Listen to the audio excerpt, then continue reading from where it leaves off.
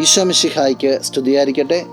പ്രിയ സഹോദര സഹോദരി, നിനക്ക് നല്ലൊരു ദിവസം നേരിയ ഈശോ നിൻ്റെ ജീവിതത്തെ സമർത്ഥമായിട്ട് അനുഗ്രഹിക്കട്ടെ. വിശുദ്ധ മത്തായി അറിയിച്ച സുവിശേഷം 6-ാം അധ്യായം 34-ാം തിരുവചനം.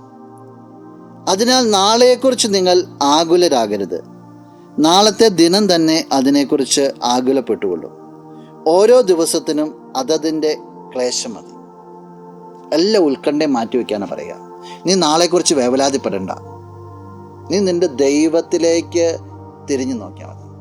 നിൻ്റെ ദൈവമാണ് നാളുകളെ ക്രമീകരിക്കുക. ടെൻഷൻ വേണ്ടെന്ന് പറയുക. എന്താ ടെൻഷൻ? ജീവിതത്തിലേക്ക് നോക്കിക്കൊണ്ട്, ചെയ്യാനുള്ള കാര്യങ്ങളിലേക്ക് നോക്കിക്കൊണ്ട്, നാളെക്കുറിച്ച് നോക്കിക്കൊണ്ട് നീ ചിന്തിക്കുക, എൻ്റെ ദൈവമേ ഞാൻ എങ്ങനെ ഇത് ചെയ്യും, ഞാൻ എങ്ങനെ. അതാ ടെൻഷൻ.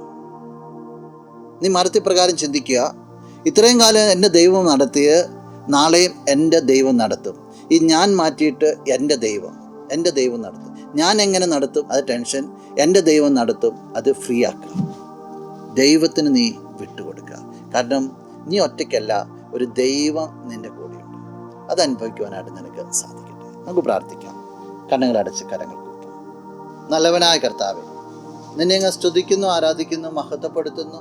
നിന്റെ നിറ സാന്നിധ്യത്തെ നന്ദിയോടുകൂടി ഓർക്കുക. ഈ വ്യക്തിയെ അനുഗ്രഹിക്കണേ എന്ന് പ്രാർത്ഥിക്കുന്നു.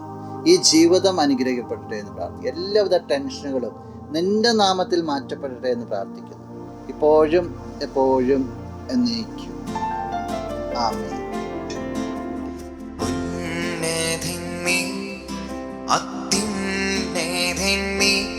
അങ്ങേപ്പോലൊരു ദൈവമില്ല,